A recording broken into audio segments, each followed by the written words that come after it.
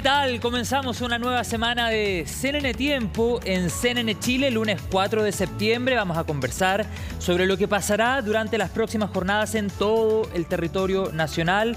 Tuvimos un fin de semana con chubascos débiles en la zona centro, lo habíamos anunciado en CNN Tiempo. Y la pregunta ahora es, ¿cómo se vienen las jornadas que tenemos por delante? De todo eso conversamos a esta hora en CNN Chile. Bienvenidas y bienvenidos.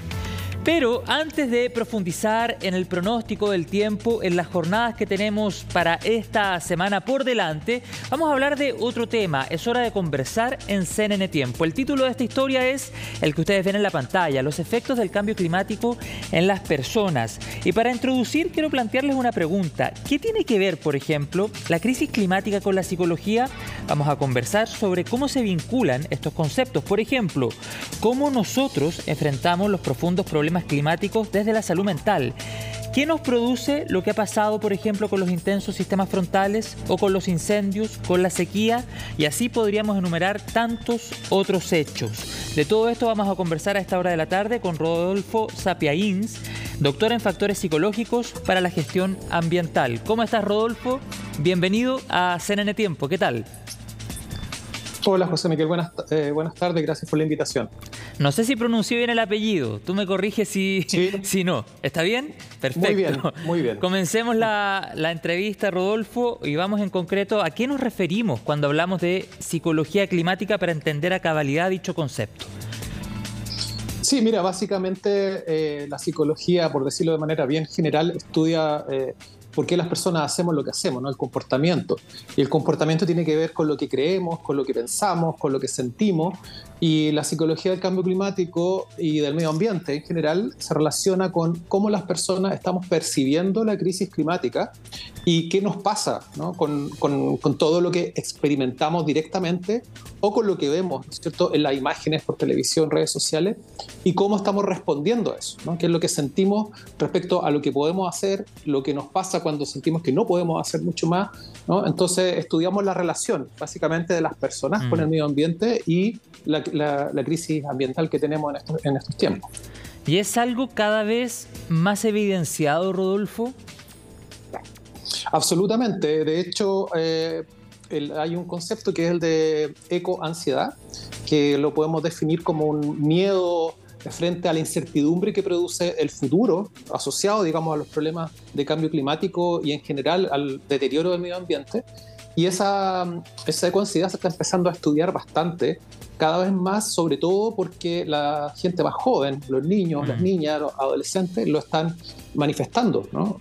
Una preocupación permanente, una sombra que está acompañándoles lamentablemente, ¿no? Bueno, y se ha hablado también de meteorosensibilidad, pensando en el pronóstico del tiempo, en los diferentes fenómenos que, por ejemplo, en nuestro país, en el centro y en el centro-sur, se han generado durante este invierno 2023 y que claramente tiene un impacto, por ejemplo, en la salud mental de las personas. Claro, por supuesto. Una cosa es cuando uno ve, hay problemas como evidentes, ¿no? Cuando hemos observado todas las inundaciones que han ocurrido en la zona centro-sur, la gente que ha perdido sus casas, lo mismo que ha ocurrido cuando han habido incendios, y eso efectivamente que le produce a las personas un impacto que va más allá de la pérdida física, ¿no? Sino que es el duelo, ¿no? Por lo que significa el de ver el lugar que tú has vivido siempre deteriorado, y por la perspectiva de que algo así pueda volver a ocurrir, ¿no? Entonces, exacto, todo eso va acumulando, digamos, tensiones e incertidumbres en las personas.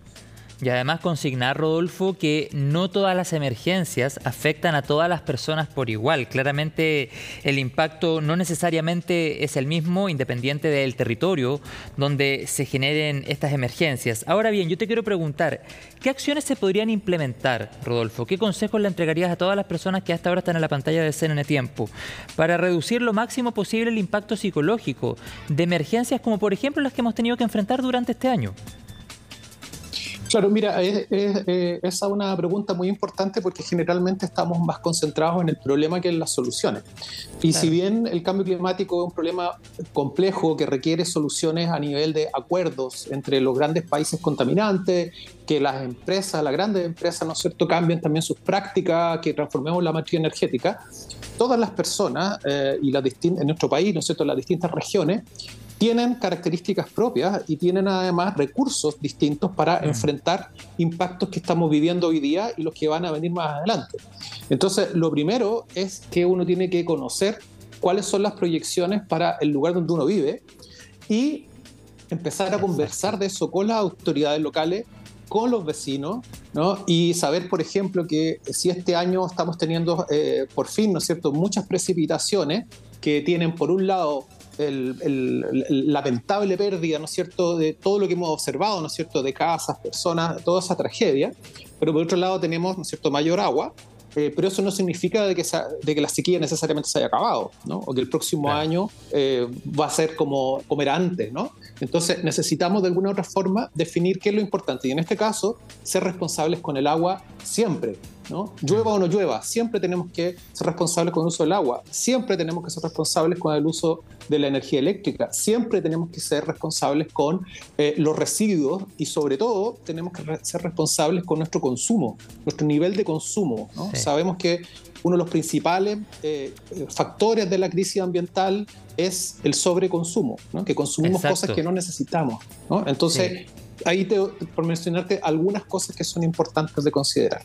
Qué importante lo que mencionas recién, Rodolfo, educar a la ciudadanía, empoderar a la ciudadanía, a las comunidades, fortalecer el trabajo psicológico, por ejemplo, como una medida también de fortalecer el trabajo preventivo para enfrentar de una mejor manera, por ejemplo, emergencias o contingencias que en muchos casos han llegado para quedarse.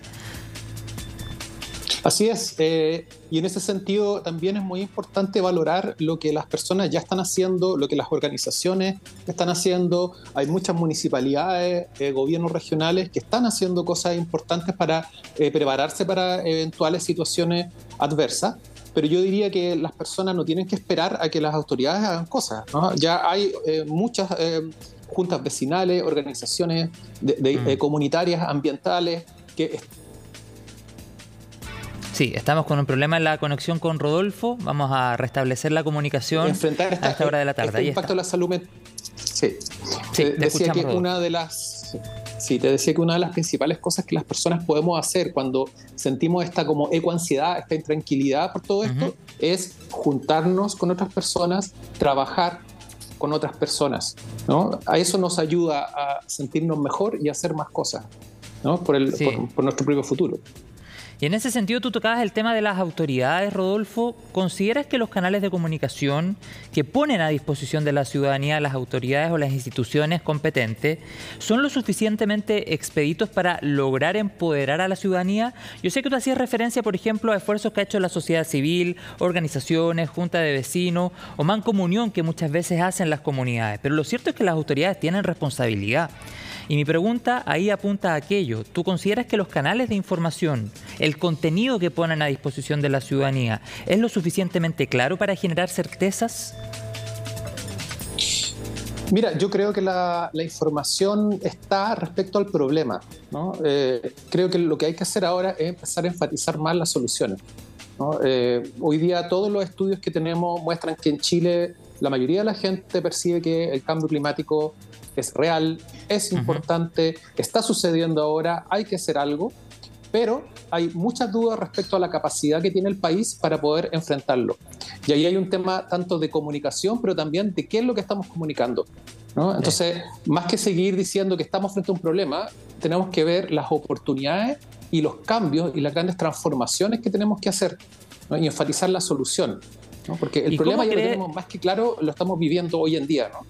¿Y cómo crees comunicamos nosotros, los medios de comunicación, las emergencias, por ejemplo, Rodolfo? Sí, ahí me vas a meter en un problema, pero porque tengo una mirada bien crítica de eso, pero yo creo que es lo mismo que te acabo de decir, ¿no? Es importante conversarlo, dale. Sí, por supuesto. Yo creo que lo más importante hoy en día es comprometer al país, ¿no? En una acción colectiva que va más allá de ser de derecha, de izquierda, de centro, apolítico, ¿no?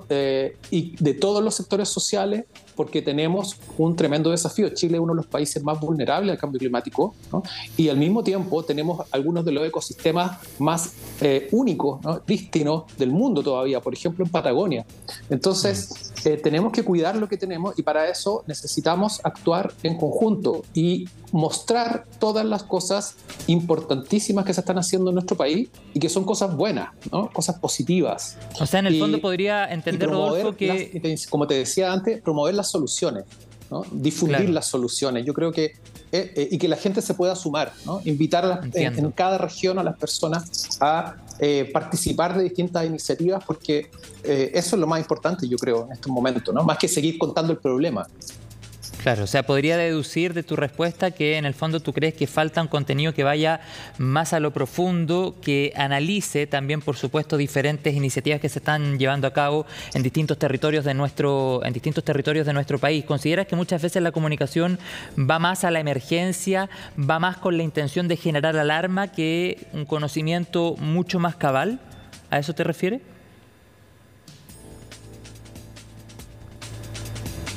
Rodolfo.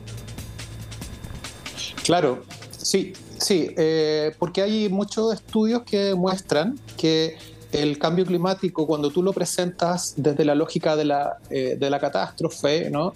Apelando un poco al miedo, a la urgencia, eso no tiene un efecto muy positivo en las personas, ¿no? Porque te sientes que estás siendo de una u otra forma llenado de información catastrófica que va a una persona que siente que no puede hacer mucho, ¿no? Entonces, más que centrarse en la emergencia, que igual hay que difundirla, ¿se entiende? Hay que colocar el foco en lo que hay que hacer, ¿no? Y en las oportunidades que tenemos de tener una mejor calidad de vida para nosotros, para las futuras generaciones. Claro, y en ese sentido nosotros tenemos la intención de llevar aquel contenido en profundidad, por ejemplo, a través de nuestro programa CNN Tiempo, conversar temas como este y otros que llevamos a la pantalla de nuestro canal cada tarde. Tenemos también el área de CNN Futuro, con diferentes programas que también van precisamente en la línea de analizar todos los temas de coyuntura, pero también ir a la profundidad. Por ejemplo, hablar de cambio climático con todas las aristas y con todos los aspectos que aquello conlleva. Así es. Así es, y es importante también que con todas las cosas que han pasado en el último tiempo, la salud mental está por fin empezando a considerarse como algo importante y no como la especie de hermano menor o el menos o secundario a la salud física, ¿no? Entonces necesitamos también tener dispositivos que nos permitan apoyar a las personas en ese aspecto, porque no es solo la pérdida material, como te señalaba. Sí. Y a veces la pérdida material se supera, pero te queda la sensación de, pero ¿y qué pasa si viene de nuevo otro aluvión? ¿No? ¿Qué pasa si viene otro incendio? ¿Qué pasa si el próximo año volvemos a estar con sequía? ¿No? Entonces, hay que ver las cosas también con esa dimensión psicosocial. Exactamente. Te agradezco la conversación. Que tengas una gran tarde. Gracias, Rodolfo.